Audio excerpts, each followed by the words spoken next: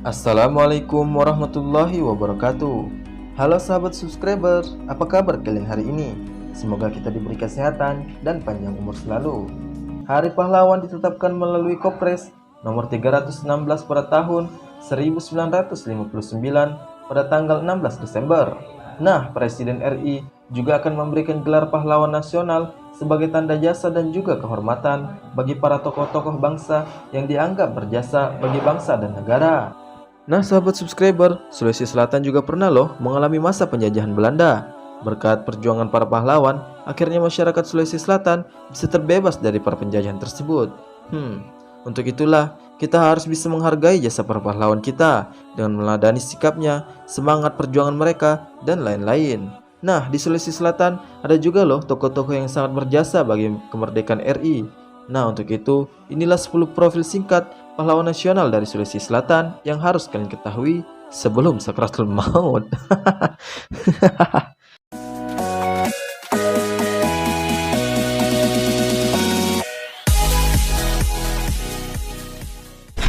Satu, Sultan Hasanuddin. Nah, sahabat subscriber, orang Sulawesi mana sih yang tidak kenal dengan Sultan Hasanuddin? Bahkan hampir menyeluruh ke seluruh Indonesia.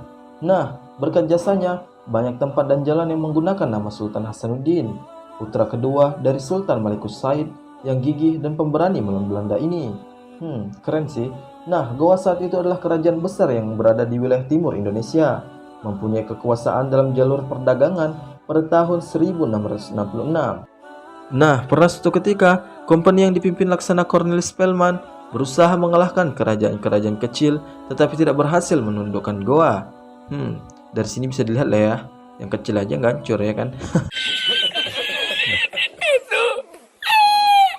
Nah, Sultan Hasanuddin yang merasa dirugikan kemudian menyerang 2 kali kapal Belanda sekaligus, sehingga Belanda pun ketar-ketir dan akhirnya mengirimkan Cornelis Spelman lagi, dan pada akhirnya Sultan Hasanuddin pun terdesak dan akhirnya menandatangani perjanjian Bogaya pada tahun 1667, tepatnya 18 November. Akan tetapi, di tahun 1668, Sultan Hasanuddin pun kembali melihatkan taringnya dan dia menyerang Belanda, walaupun akhirnya benteng Sambaupu berhasil jatuh ke tangan Belanda. Dan akhirnya semenjak itu, Sultan pun tidak ingin mengadakan perjanjian kembali kepada Belanda hingga akhir hayatnya. Akan tetapi masih banyak ya kisah-kisah menarik tentang Hasanuddin ini. Bagaimana menurut kalian tentang yang satu ini? Dua, Syekh Yusuf Tajul Khalwati. Nah, sahabat subscriber, mendengar namanya saja sudah pasti beliau adalah orang muslim. Syekh Yusuf Tajul Khalwati dianggap sebagai pahlawan nasional dari Sulawesi Selatan pada tahun 7 Agustus 1995.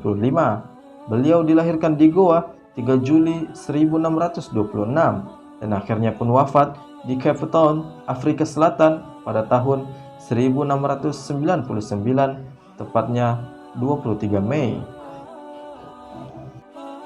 3. Andi Abdullah Baumanteper.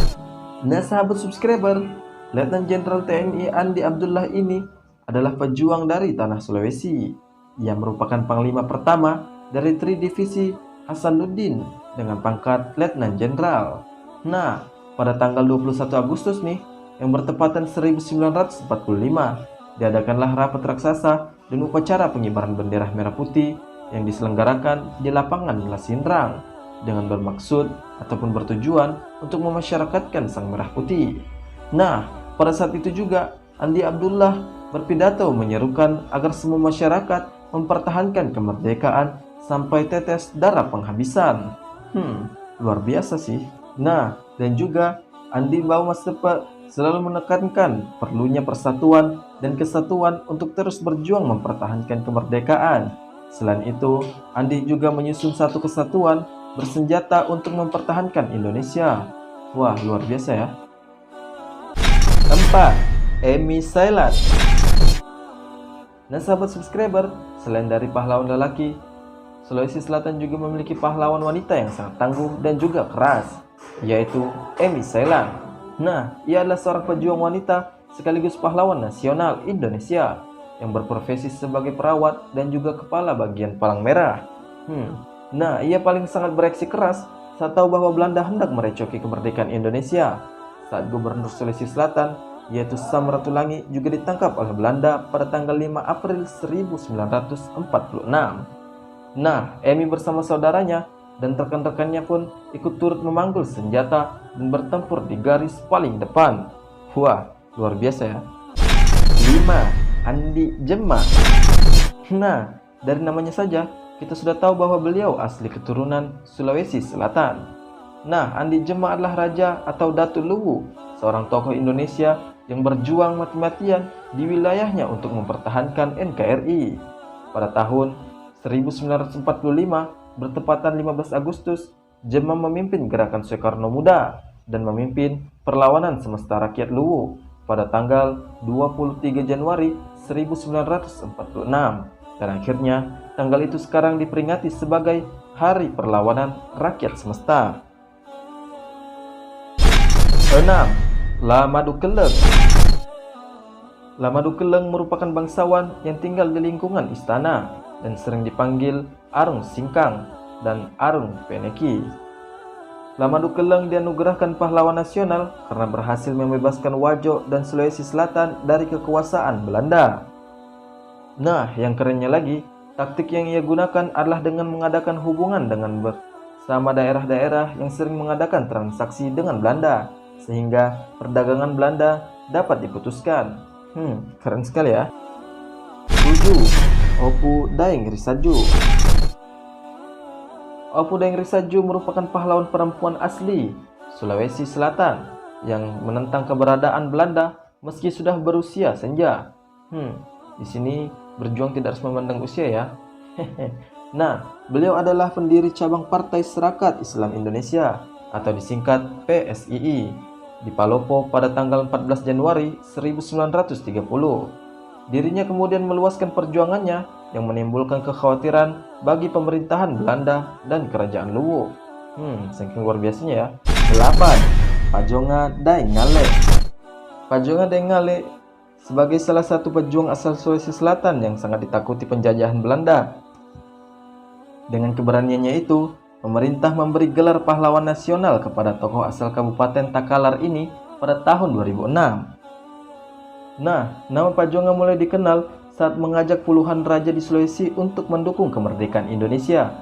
Ia juga menolak untuk mengakui negara Indonesia Timur yang dibentuk oleh Gubernur Jenderal Hindia Belanda yang bernama Hubertus Johannes van Mock. Dari namanya saja kita sudah tahu ya kalau dia ini tidak Sunan. 9. Pong Tiku. Berkat jasa Pong Tiku dan perjuangan mengusir penjajahan Belanda, Pong Tiku mendapat gelar sebagai pahlawan nasional pada tahun 2002. Pong Tiku adalah salah seorang bangsawan Toraja yang melakukan perlawanan terhadap penjajah Belanda. Pong Tiku dikenal sebagai musuh Belanda yang menyusahkan karena strateginya yang sangat cerdik. Pada Juli 1905, Raja Goa mengumpulkan prajurit untuk membantu melawan Goa. Nah, pada tanggal 30 Juni 1907, Pong Tiku ditangkap Belanda dan dibawa ke penjara di Rantepao. Belanda mengakhiri hidup Pong Tiku dengan menembaknya di tepi sungai Sakdan pada tanggal 10 Juli 1907. Dan sosok Pong Tiku kini menjadi simbol perjuangan Toraja oleh para penerusnya. Salam ya untuk para teman-teman yang ada di Toraja. 10. Ranggong Daeng Romo. Ranggong adalah keturunan keluarga bangsawan yang kaya dan dermawan yang terletak di Polom Bangkeng, Kabupaten Takalar yang mempunyai tradisi kepahlawanan dalam membela dan mempertahankan kehormatan bangsa dan tanah air. Ranggong selama karirnya memimpin kelaskaran perjuangan dalam menegakkan kemerdekaan Republik Indonesia, telah memimpin pertempuran atau memerintahkan penyerangan kurang lebih 50 kali. Banyak kali ya. Nah, dari 60 kali bentrokan bersenjata antara pasukan Laskar dengan KNIL atau Tentara Kerajaan Hindia Belanda. Nah, oke sahabat subscriber, cukup sekian perjumpaan kita hari ini. Semoga bermanfaat dan juga bisa mendapatkan posisi yang baik. Nah, jangan lupa untuk meng-share ke teman-teman kalian agar mereka bisa mengetahui apa yang kalian ketahui hari ini. Itulah tadi 11 profil singkat pahlawan nasional yang berasal dari Sulawesi Selatan. Sebenarnya sih masih banyak lagi. Nah, jika ada kesalahan dalam penyebutan ataupun logatnya, mohon dimaafkan. Saya akhiri. Assalamualaikum warahmatullahi wabarakatuh.